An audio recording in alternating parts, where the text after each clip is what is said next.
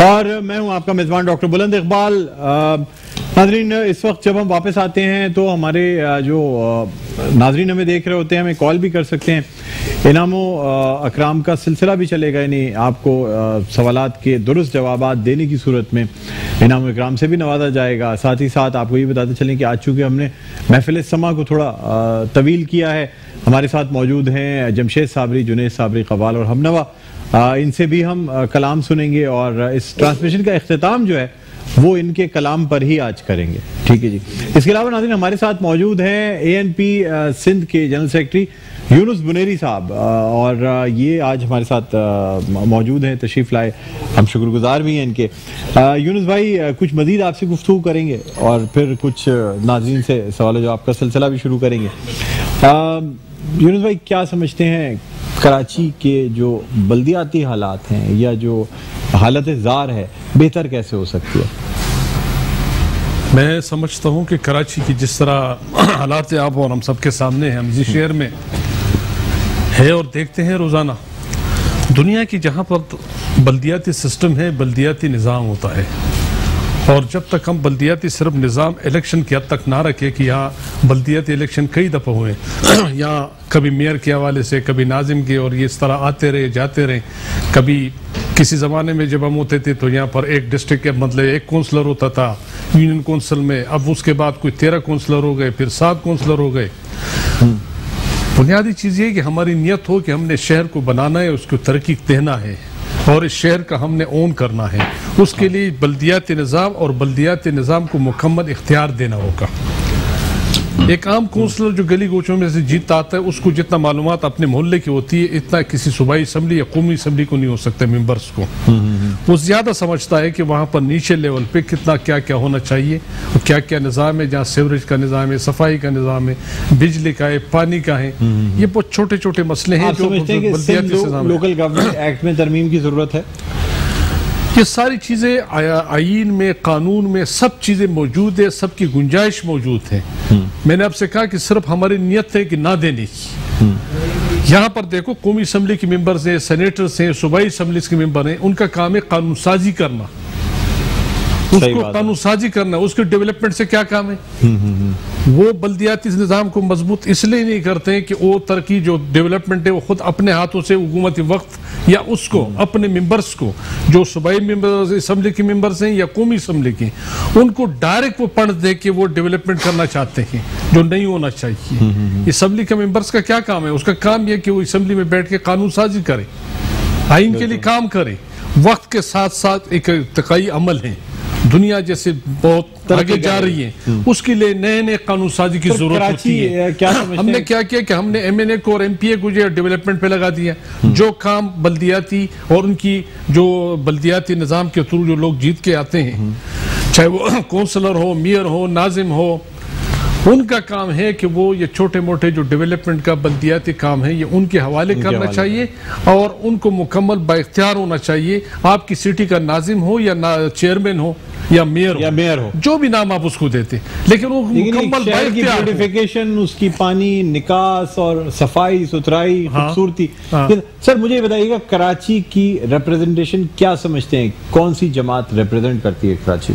ये तो मेरा ख्याल है कि अगर फेयर फेयर इलेक्शन इस मुल्क में मुनसिफाना इलेक्शन हो, साफ सुथरा इलेक्शन हो, तो हकीकी मानों में मतलब है लोग बल्दियाती सिस्टम ऐसा है कि उसमें बड़े आसानी के साथ सियासी जमात, देखिए वैसे सियासी कारकुन आप एक अरसे से कराची में सियासत करते चले आ रहे हैं, मतलब सर 4 दिहाई अगर मैं कहूँ कि आप नहीं, ये तो बहुत अच्छी बात है कि जैसे कभी किस जमाने में यहाँ इस शहर में जमात इस्लामी होती थी, जमात उलमा इस्लाम, जमात उलमा पाकिस्तान, मुस्लिम लीग, ये सियासत यहाँ होती है और यहाँ काम होते रहे। बाद में जैसे मुत्तहिदा कोई मूवमेंट बनी शहर में, वो भी अगर एक देखा जाए तो इस शहर की एक मुंतखब जमात थी, लोगों ने उनको वोट दिए थे। ये अलग चीज़ है कि उनकी पॉलिसी से, उनकी सियासत से इख्तिलाफ हो सकता है या जो कुछ उन्होंने इस शहर के साथ किया इख्तिलाफ नहीं था, लेकिन ये कि वो एक पॉलिटिकल पार्टी थी और पॉलिटिकल पार्टी की हैसियत से उसने यहाँ पर काम किए हैं।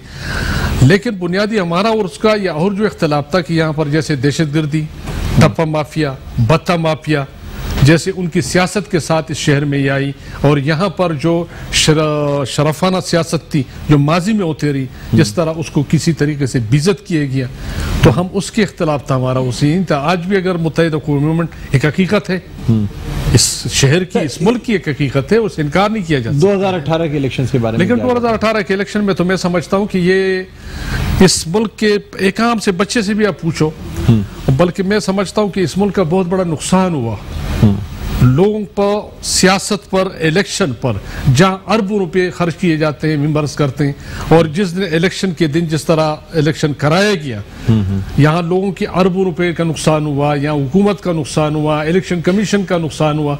अगर यही कुछ होना था, यही कुछ करना था, तो क्या जरूरत है लोगों की इतनी अरबों खरबों रुपए के नुकसान के, ऐसे इनको दे देते। सर क्या हुआ पाकिस्तान इसकी वजह से सर जी, इदारे हमारे मुल्क में सबसे बड़ा इदारे कमजोर हो गए, इदारों का नुकसान हुआ। इदारों का नुकसान इस मुल्क का नुकसान है कि लोगों का एतमाद नहीं रहा कि मैं जाता हूं इलेक्शन में वोट डालने के लिए जाता हूं। और मैं समझता हूं यहां पर हुआ ऐसे कि बहुत सारे पोलिंग स्टेशन पे कुछ हमारे दोस्त बताते कि उसके 10-15 लोग अपनी फैमिलीज के वो गए, वोट डाला, लेकिन उस बूथ से उनके अपने वोट नहीं मिले। अच्छा, वो भी कम दे रही, उनके अपने वोट नहीं थे। अच्छा, जो वो उसके मुखालिफ जो भी आप समझ लो, जो तहरीक इंसाफ थी जो थी, उसको इतने वोट दिए गए कि मैंने जान के मेरा एक वोट तो था। फिरोज भाई, ऐसा नहीं है कि एएनपी इसलिए भी पाकिस्तान तहरीक इंसाफ की मुखालफत करती है कि जाहिर सी बात है केपीके में तहरीक इंसाफ की दो, मैं जब आपको कहूं कि मैं मुत्तहिदा कौमी मूवमेंट जो मेरा माजी में जो नहीं होना चाहिए था, हमारी सियासत पर बहुत सारी चीजों पर इख्तिलाफ रहा, लेकिन जब मैं उसकी बात करता हूं कि एक हकीकत है, इसलिए कि एक सियासी जमात थी, लेकिन उनकी भी गलतियां थी, हम में भी हो सकती है, ये जरूरी नहीं कि हम फरिश्ते हैं। लेकिन जिस तरह पीटीआई को लाया गया इस पूरे मुल्क में, आज आम से बच्चे से आप पूछो, आपको जवाब देगा कि कैसे मुमकिन है। ऐसे ऐसे इलाके हैं।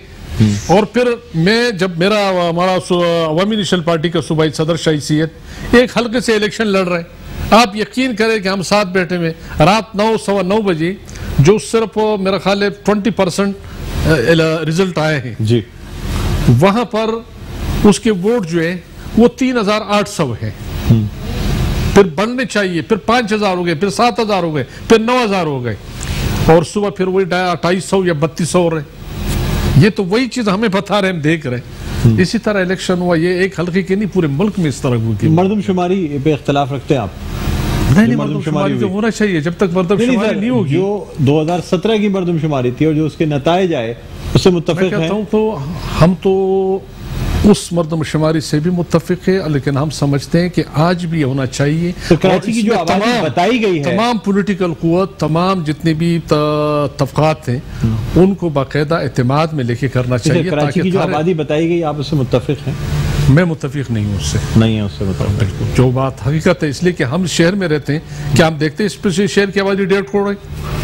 सवाल ही नहीं करता। क्यों में ऐसे हम बातें करेंगे? इसलिए कि हकीकत तो है ये कि, लेकिन एक तमाम तबकात को अगर आप एतमाद में ले तो दोबारा भी हो सकती है।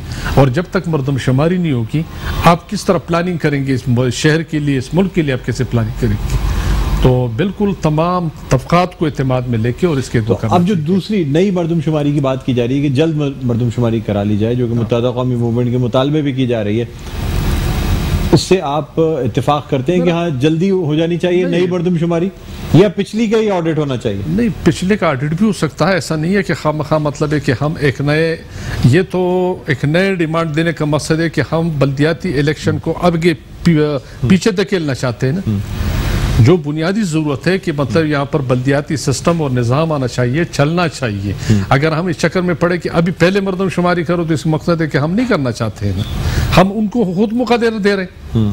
तो बल्दियाती इलेक्शन अपने वक्त पे हो, और मर्दमशुमारी का ठीक है 2017 में अगर हमारे तापुजात हैं तो 3 साल के बाद, 4 साल के बाद दोबारा भी हो सकती है, दोबारा भी मर्दमशुमारी हो सकती है।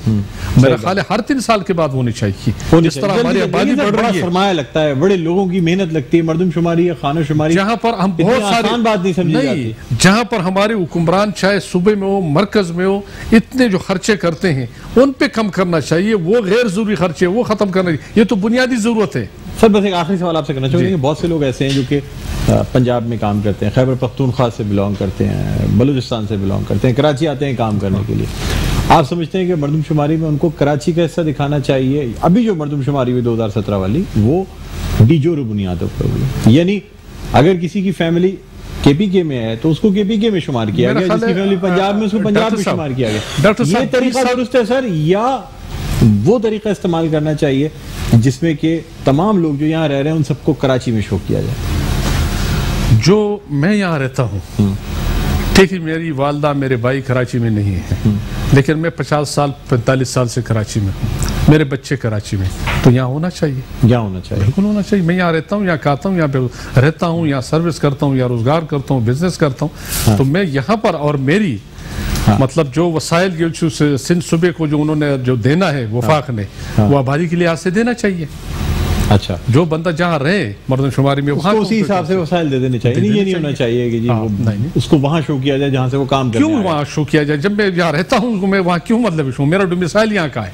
अच्छा, मेरे बच्चों का डोमिसाइल यहाँ का है। यूनुस बुनेरी साहब, कोई जो मैसेज देना चाहें आप रमजान के बारे में? कि तहम्मुल, बर्दाश्त, चाहे वो सियासत में हो या आम जिंदगी में हो, ये बहुत जरूरी है। सर, आप हमारे साथ मौजूद रहेंगे, कुछ सवाल जो आपका सिलसिला है। अब हम बढ़ना चाहेंगे अपने जो हमारे नाजरीन हमें देख रहे हैं, कॉल कर सकते हैं, कॉल करके हमसे जो है ना वो हम उनसे सवालात करेंगे और सवालात के दुरुस्त जवाब देने की सूरत में वो हमारे मुख्तलिफ जो इनामात है वो जीत सकते हैं।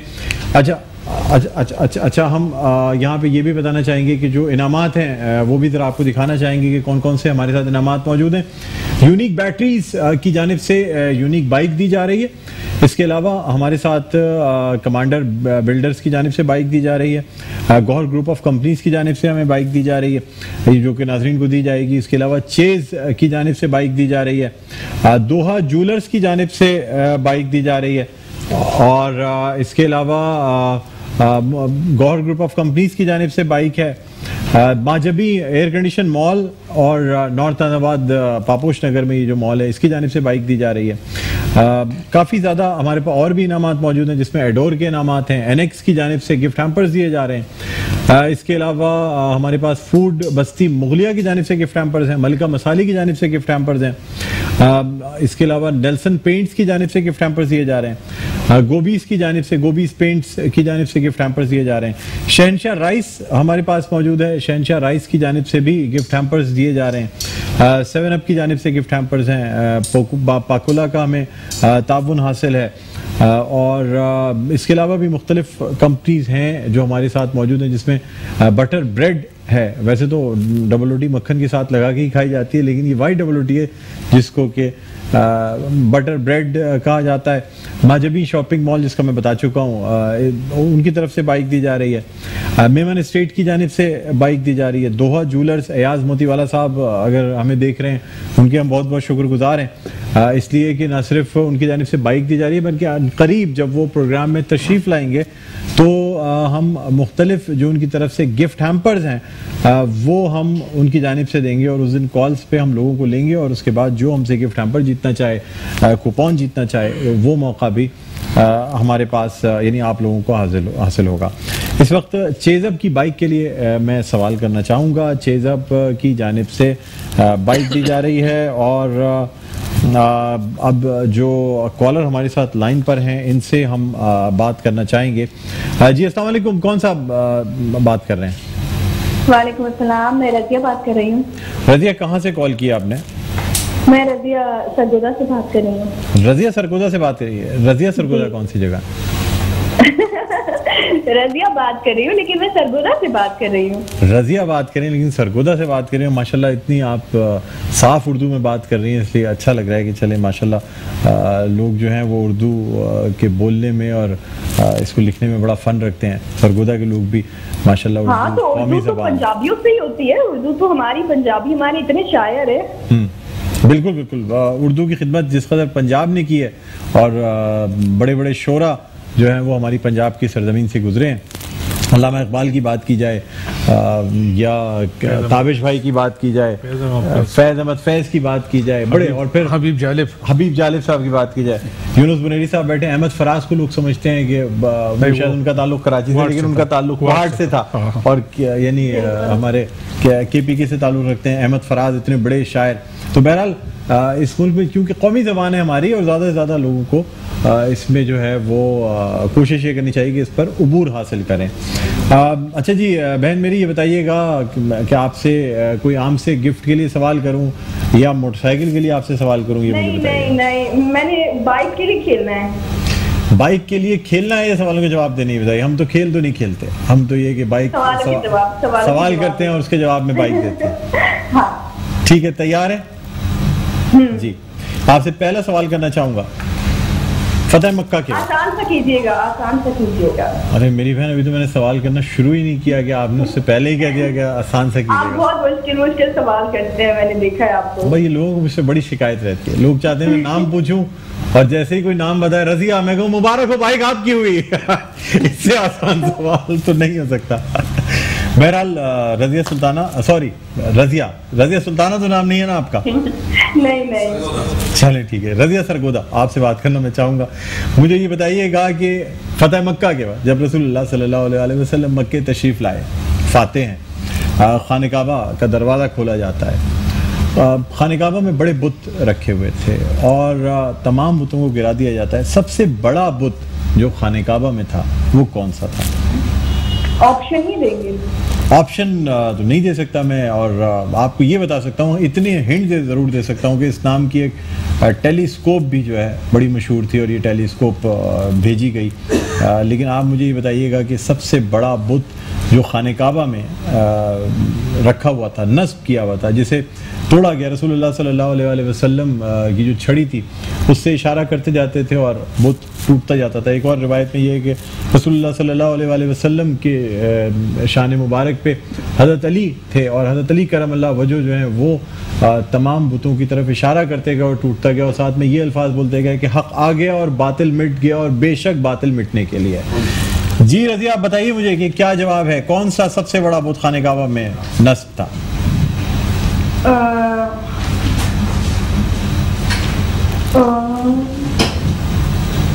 आप ऑप्शन भी नहीं दे रहे हैं ना? नहीं जी, टाइम शॉर्ट है, मुझे बताइएगा। I think Hubble. हबल बिल्कुल दुरुस्त जवाब है, आपका जवाब दुरुस्त होता है। अब पहला जवाब आपने दुरुस्त दे दिया है। दूसरा सवाल भी इसी से मिलता जुलता कर लेते हैं आपसे, ठीक है? मुझे बताइएगा ये बुत जो था ये किस शक्ल का था, यानी किससे मुशाबे था? किससे मुशाबे था? किसी आम चीज से मुशाबे था, किसी जानवर से मुशाबे था, किस चीज से मुशाहिबत रखता था? हबल जो बुत था शक्ल का था। अच्छा जी, इंसान। जवाब मैं दुरुस्त मान लेता हूँ, इंसान से मिलती जुलती इस बुत की शक्ल थी। आपने इंसान मैं दुरुस्त जवाब मानता हूँ, दुरुस्त जवाब है। 2 सवालों के आपने दुरुस्त जवाब दे दिए हैं मुझे, और आपको मैं ये बताता चलूँ कि आपने 4 सवालों के अगर दुरुस्त जवाब दे दिए तो फिर आप हमारे प्रोग्राम से बाइक जीतने में कामयाब हो जाएंगी। तैयार हैं आपसे? मैं इंशाल्लाह ठीक है। अच्छा मुझे बताइएगा कि बैत रिज़वान का आपने नाम सुना होगा, ठीक है? हाँ। बैत रिज़वान जो कि यानी जब सुलह हुदैबिया हो रही थी उससे कबल जब रसूलुल्लाह सल्लल्लाहु अलैहि वसल्लम मक्के से यानी मदीने से मक्के की जानिब रवाना हुए उम्रे की गर्ज से, क्योंकि आप सल्लल्लाहु अलैहि वसल्लम ने ख्वाब में देखा था कि आप उम्रा अदा कर रहे हैं और सहाबा इकराम रिज़वानुल्लाह अलैहिम अजमईन ने ये कहा कि रसूलुल्लाह अगर आपने ख्वाब में देखा है तो इसका मतलब है अल्लाह ताला इस ख्वाब की ताबीर चाहता है। चुनांचे आप अपने चंद सहाबा इकराम रिज़वानुल्लाह अलैहिम अजमईन के साथ आपने इरादा किया, एहराम बांधा, जो कि बाकायदा ज़रूरी है कि मीक़ात से पहले एहराम बांध लिया जाए, कुर्बानी के जानवर अपने हमरा लिए और आप सल्लल्लाहु अलैहि वसल्लम जो हैं वो पहुँचते हैं हुदैबिया के मकाम पर पहुँचते हैं तो आप सल्लल्लाहु अलैहि वसल्लम को ख़बर मिलती है कि कुफ़ार मक्का जो हैं वो आपसे मुकाबला करेंगे। चुनांचे आप हुदैबिया के मकाम पर पड़ाव डाल देते हैं। सवाल मेरा आपसे ये है, देखिए इस हुदैबिया के मकाम पर सुलह हुदैबिया भी हुई जिसके हवाले से मैं सवालात आपसे करूँगा, लेकिन पहले बैत रिज़वान के हवाले से मैं जानना चाहूँगा कि वो बैत जिसमें रसूलुल्लाह सल्लल्लाहु अलैहि वसल्लम ने एक बबूल के दरख्त के नीचे बैठकर सहाबा इकराम रिज़वानुल्लाह अलैहिम अजमईन से बैत ली, और इस बैत की ख़ास बात ये थी हज़रत उस्मान गनी रज़ियल्लाहु ताला अन्हु जिन्हें असीर बना लिया गया था कुफ़ार मक्का की जानिब से, और वो इस वक्त मौजूद नहीं थे, और ख़बरें ये आ रही थी कि हज़रत उस्मान गनी रज़ियल्लाहु ताला अन्हु को शहीद कर दिया गया है। चुनांचे आप सल्लल्लाहु अलैहि वसल्लम ने एक हाथ से बैत ली और अपना दूसरा हाथ, बायां हाथ जो है वो हजरत उस्मान गनी के हाथ के तौर पे रखा। सवाल आपसे यह है कि बैत रिजवान से मुताल्लिक जिक्र कुरान पाक की कौन सी सूरा में आया है? कौन सी सूरा में आया है? कौन सी सूरा में आया है? और यानी वही सूरा है जिसमें कि सुलह हुदैबिया का भी जिक्र किया गया है। लोग जो कि सुलह हुदैबिया को हार समझ रहे थे वो हार नहीं हुई, और सुलह हुदैबिया की वजह से ही इस्लाम फैला और मुसलमानों को फतह मिली। अब मुझे ये बताइए कि कौन सी सूरा में बैत रिज़वान का जिक्र आया है? तीसरा सवाल है आपसे। 2 सवालों के दुरुस्त जवाब आप दे चुकी हैं और बस अब आप 2 सवाल की दूरी पे हैं कि भाई अगर मैंने सवाल का जवाब गलत दिया तो फिर आप कोई बात नहीं। नहीं, एक गुंजाइश है आपके पास, गुंजाइश है, एक गुंजाइश है, गुंजाइश है। ये लाइफ लाइन रहेगी, ये बनी अभी आप ये लाइफ लाइन यूज कर सकती हैं कि आप गलत जवाब दे दें। जी बताइएगा मुझे। सूरह फतेह। सूरह फतेह बिल्कुल दुरुस्त जवाब है। और यकीनन मुझे ऐसा लग रहा है कि गूगल जो है 2-3 कंप्यूटर्स पे या लैपटॉप पे कहीं ना कहीं जरूर खुला हुआ है। ऐसा बिल्कुल भी नहीं है। नहीं, अब मैं इतना टाइम आपको दूंगा नहीं कि आप जो है ना वो क्या कहते हैं इतने टाइम में। क्या यूनुस भाई क्या ख्याल है? घर से बैठ के हमारे सामने नहीं है ना नजरों के। मैंने जरूर नहीं, हो भी सकता है यार, हो भी सकता है, हो भी सकता है। अच्छा गुमान रखना चाहिए। चलिए ठीक है, हम समझते हैं आपकी बहुत ज्यादा नॉलेज है, इसलिए कि हमेशा अच्छा गुमान करना चाहिए। इंसान अच्छा गुमान करेगा तो अच्छा मिलेगा, बुरा गुमान करेगा तो क्या कहते हैं भाई जमशेद भाई आप बताएं? अच्छा गुमान करना चाहिए ना, बदगुमान नहीं होना चाहिए लोगों से। हमारे यहाँ ये वैसे ही बदगुमान हो जाते हैं, ठीक है ना? भाई सब लोग आपकी तरफदारी कर रहे हैं, ये रजिया समझ में नहीं आ रहा है कि क्या आपकी सादगी है या आपका रजिया सरगोदा या रजिया सुल्ताना होना है। लेकिन बहरहाल बड़ी आपकी जो है ना सब लोग वो कर रहे हैं। अच्छा जी, आप मुझे जी आप मुझे ये बताइएगा कि सुलह हुदैबिया, ये आखिरी सवाल आपसे, आखिरी तो नहीं है, चौथा सवाल है। 3 सवालों के आप दुरुस्त जवाब दे चुकी हैं। फिर भी आप दूसरा सवाल कर लेंगे ना? नहीं, बल्कि मैं आपसे, अब चूंकि वक्त भी कम है, चेज की ये बाइक जो दी जा रही है, मैं चाहूंगा कि हम आपको दिखाते भी रहें। 3 सवालों के दुरुस्त जवाब आप दे चुकी हैं, यानी आधी से ज्यादा बाइक आपकी हो चुकी है, बल्कि 3/4 ये बाइक आपकी हो चुकी है। एक सवाल का आपने जवाब देना। मुझे बताइएगा मुआहिदा हुदैबिया जो तय पाया, जिसके तहत मुसलमानों में और कुफार मक्का में जंग बंदी हो गई, यानी मुआहिदा हो गया कि जी जंग नहीं की जाएगी, और कोई अगर शख्स कुफार से मदीने की तरफ आ जाता है, यानी मुसलमानों में शामिल होता है, उसको मुसलमान वापस कर देंगे। लेकिन अगर कोई शख्स मदीने से मक्का चला जाएगा तो उसको कुफार मक्का वापस नहीं करेंगे। देखने में ऐसी शराइत थी कि बिल्कुल ऐसा लग रहा था कि मुसलमानों की शिकस्त हो गई। हालांकि अल्लाह ताला ने कुरान मजीद में इसे फतह मुबीन के नाम से यानी दर्ज किया, और तारीख गवाह है इस बात पे कि ये दरअसल मुआहिदा जो है ना ये मुसलमानों की फतह का सबब बना। यानी इसके चंद साल बाद ही मक्का फतह हो गया और बड़े आसान और बड़े इत्मीनान से फतह हो गया, और इस कदर मुसलमानों की हमियत में इजाफा हो गया कि कोई सोच भी नहीं सकता था।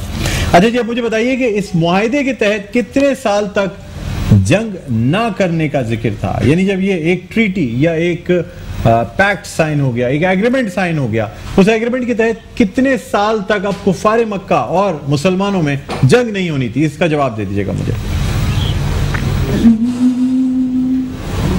सोच लें, आप मशवरा कर सकती हैं। एक जवाब जो भी आप दे देंगी, उसके बाद वक्त कम है, मैं फिर, ये बहुत आसान सवाल है, इसके बाद फिर मैं कोई और जवाब आपसे लूंगा नहीं। मुझे बताइएगा। आप कोई जवाब नहीं लेंगे इसके बाद? आप मुझे इसका कोई भी, अगर आपने इसका ऐसा जवाब दिया जो सही ना हुआ तो मैं दोबारा आपसे करेक्शन नहीं मानूंगा। मैं कह रहा हूँ एक जवाब दीजिएगा, बहुत आसान सवाल है। अच्छा, तो अगर ये गलत हुआ तो आप दूसरे सवाल को करेंगे ना? जी बिल्कुल। आप हर सवाल को यही कह के सही जवाब दे देती हैं कि अगर ये गलत हुआ तो आगे जाएंगी या नहीं जाएंगी। बिल्कुल, चौथा सवाल है, 5वां भी है, लेकिन अगर आप ये जवाब दे देती हैं तो आपको यहाँ बाइक दे दी जाएगी। बताइए मुझे। मैं 9 और 10 में थोड़ा कंफ्यूज हूँ। देखिए, एक जवाब आपने देना है बस, अब आप मुझे फाइनल जवाब दे दें। अल्लाह, वक्त की कमी है, बताइए मुझे। 10 साल। 10 साल बिल्कुल दुरुस्त जवाब है। बहुत बहुत मुबारक हो। और रजिया, आपने चेज की जानिब से बाइक जीत ली है। बहुत बहुत आपको मुबारक हो। हमारे यहाँ इस वक्त मास्टर कंट्रोल रूम में MCR में मौजूद आसिफ इकबाल साहब, सीनियर प्रोड्यूसर हैं। उनसे अभी आप फोन रखिएगा नहीं, ठीक है, उनसे राब्ता कायम कर लीजिए। वो अभी आपका नंबर भी लेंगे और फिर इस बाइक की डिलीवरी को, यानी इसकी जो तरसील है उसको यकीनी बनाएंगे कि ये बाइक आप तक पहुंच जाए। ठीक है जी, आसिफ इकबाल से रब्ता कायम कीजिएगा और हमारी कोऑर्डिनेटर है सुम्बुल, उनसे रब्ता कायम कर लीजिएगा अभी, लेकिन कॉल नहीं रखिएगा, अदरवाइज बाज़ दफ़ा सही CLI नहीं आती तो फिर प्रॉब्लम हो जाती है। नाज़रीन, इसी के साथ एक छोटा सा वक्फे के बाद आएंगे तो फिर इस ट्रांसमिशन का अख्ताम करेंगे जमशेद साबरी, जुनैद साबरी के कलाम के साथ। कहीं ना जाइएगा, देखते रहिए आबाद है रमज़ान।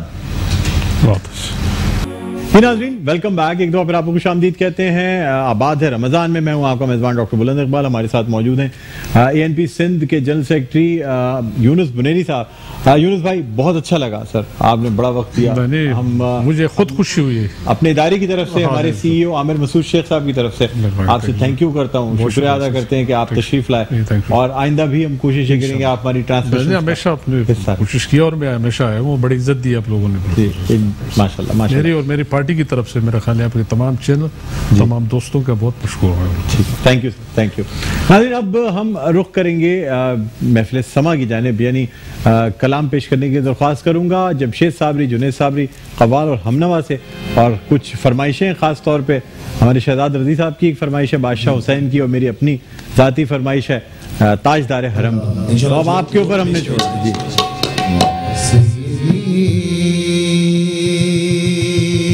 किस्मत में मेरी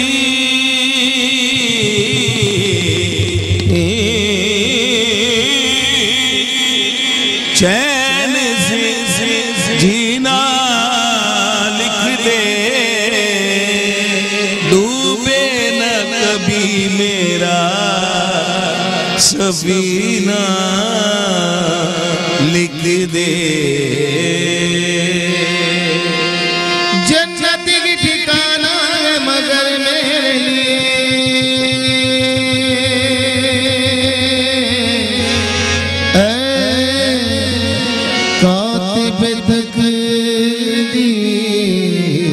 मदीना लिख दे, ताजदार हरम, ताजदार हरम, ओ निगाहे करम, ओ निगाहे करम, सभी हम गरीबों के भी सवर जाएंगे।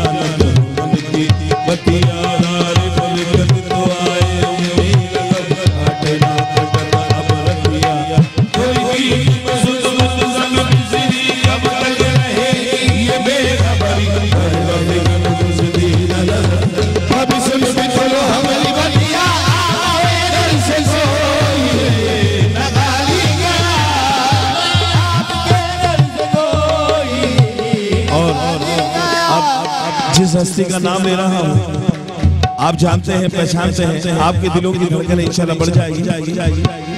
अपने दामन को भर के अमजद साबरी गया, दामन को भर के सवाली गया, और ओ हबीबे हज़ी, ओ हबीबे हज़ी पर भी आगा नज़र,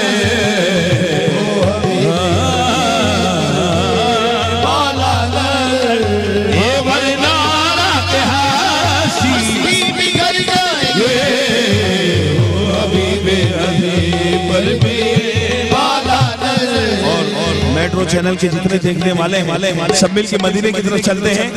या मुस्तफा या मुस्तफा या मुजतबा इरहम लना रस्ते हवा ये चारा आमातुई मन आसियम मन आजिज़म मन बेकसम हाले मरा या शाबाए रोज़े जज़ा पुरसादुई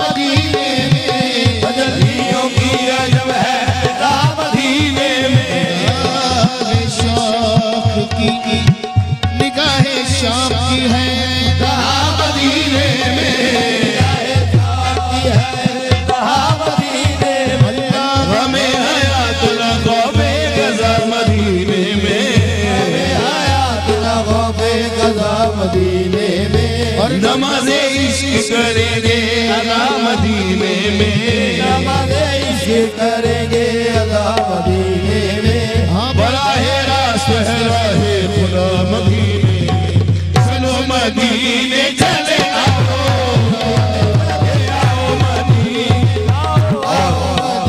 आज मेरा बेटा बुलंद भाई यहाँ परफॉर्मेंस कर रहा है, जरा तवज्जो हो। आपका शुक्रगुजार हूँ कि इतने प्यारे चैनल पे आपने बुलाया। तो एक दफा मैं